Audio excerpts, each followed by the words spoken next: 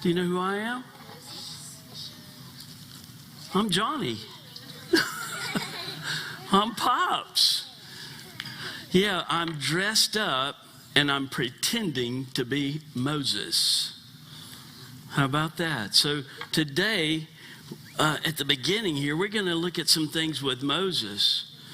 Does that sound good? So I'm pretending to be Moses. And I want you to, what you got? Good question. Does the staff turn into a snake? And I hope not. We will have another name for this fellowship if it does. So, we're not going there, I don't think. Lord, please. But I'm going to pretend to be Moses, and I want you and I want all of you to pretend that I'm Moses. Pretend that I'm Moses. Hey Moses, what's that in your hand? Did you hear that? I'm a little bit hard of hearing. I'm a little bit over 3,000 years old now. Could you tell me what he just said? What have you got in your hand? Now that is a good question. Wow.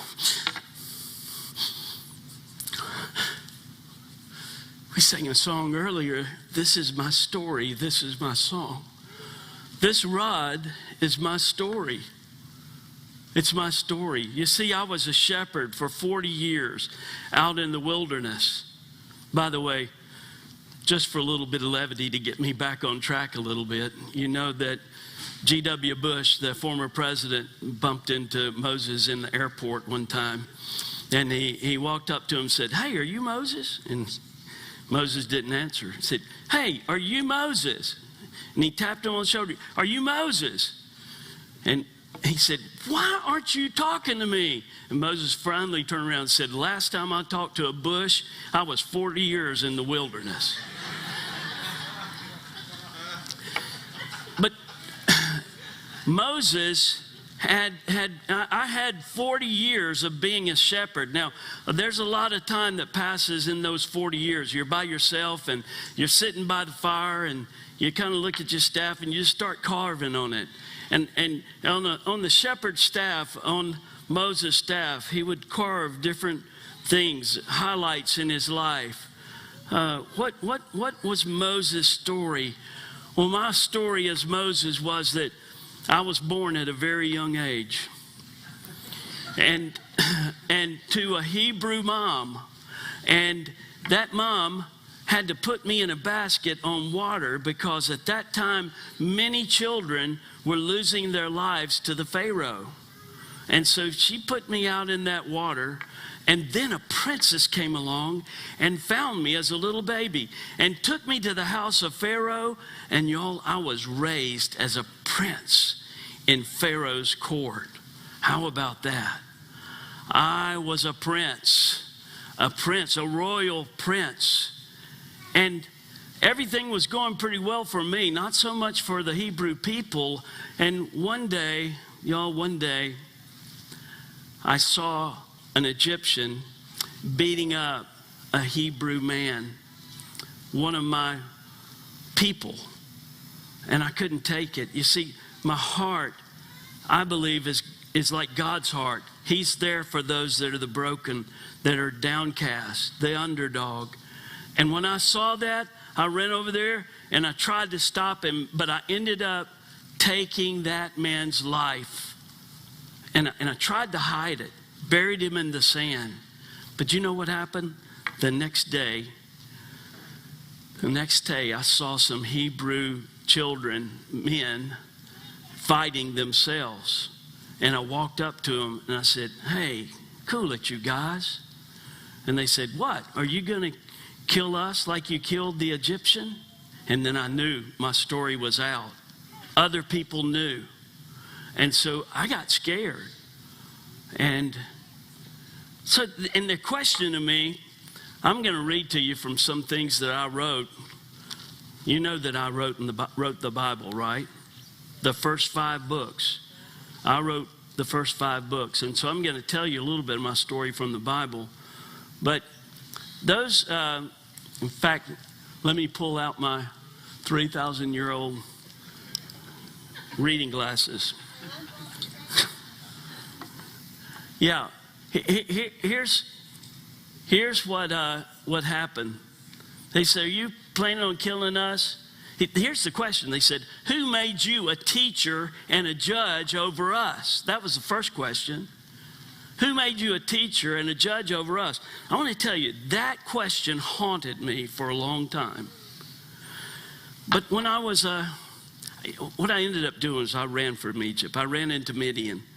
And there I went to this well, and these 7 daughters of the priest of Midian came out, and they were getting water at the well, and then some other shepherds came up, and they pushed those women away and said, "You can't get it." And I stood up, and I said, "No, you leave them alone." And I pushed those shepherds away so that those young ladies could get their water at the well.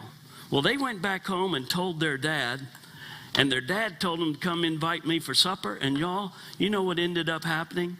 That father gave me one of his daughters to be my wife. And I married into the land of Midian. And there I began to tend the sheep of Jethro, 40 years. So for 40 years, I carved in things that had gone on in my life. And you can read it all over. You see the little carvings that I have in there? And there's some that are, well, there's some skint knees. You see that skint part right there? That's where I skint my knee in a situation. I skint my elbow there, but can you see that right there? What's that? That's like a hole, isn't it? That's where I killed that Egyptian man. That stuck with me. It became a blemish on this rod, which is my identity. Yeah, this rod is very special to me. Well, then one day, while I was tending the sheep, I was actually 80 years old. And I went up to this Mount Horeb. And when I was there at the base of it, and I saw at the top there was this burning bush. And I thought, boy, that's pretty weird. The bush was burning, but it wasn't consumed. So I went up there, and I went because I was kind of curious. And I got closer, and I got closer, and all of a sudden I heard this voice saying, "Moses." And I thought, who knows me? He said, "Stop. Take off your shoes. You are standing on holy ground." Now, if you can see right now, that affected me too. I don't wear shoes a lot. Pretty much everywhere I go, I think is holy ground. But I had my rod with me, and it was God. And he started telling me that he had the same heart that I did to free the Hebrew people from slavery. And he said, "I'm going to use you to go back and take the Israel people out of Egypt into freedom." I went, "Me? No way." "Yes, you, Moses."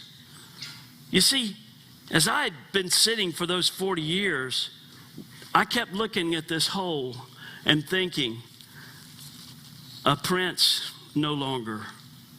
I'm no longer a prince.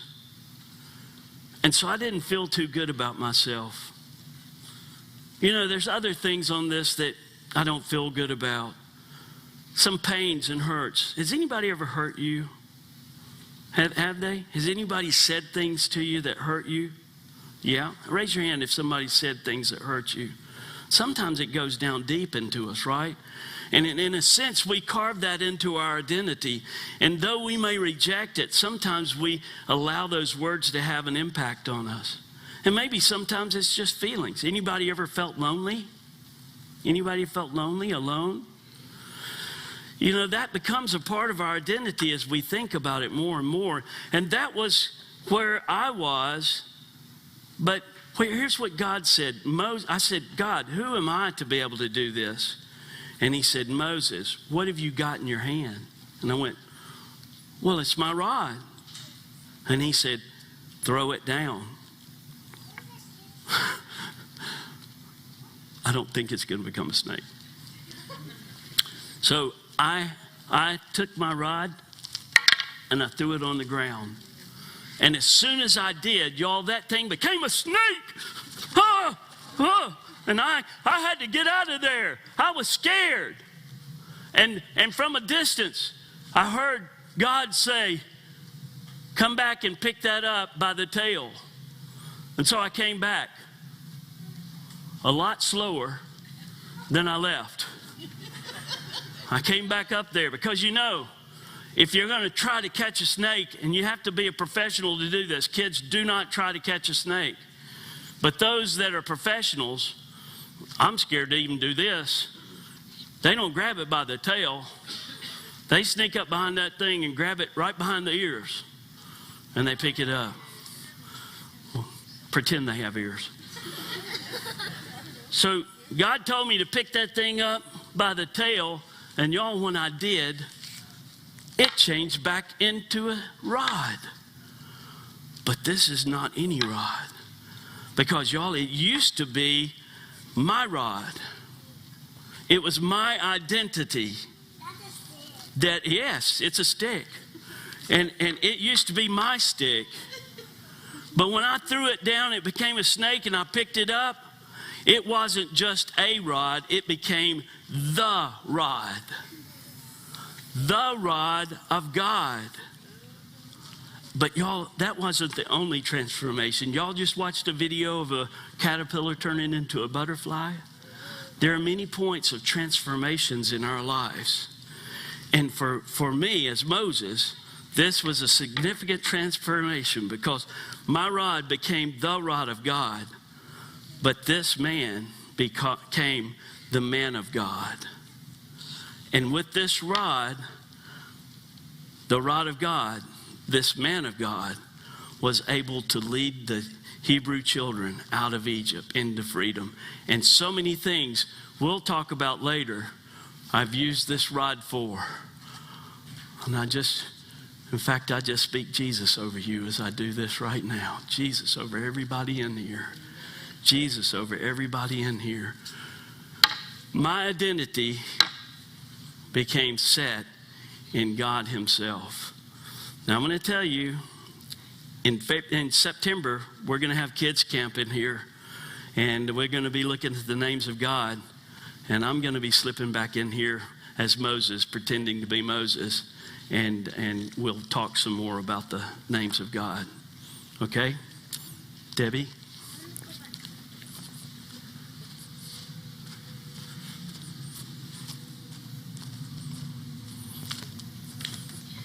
So who enjoyed seeing Johnny dressed up? Was that fun?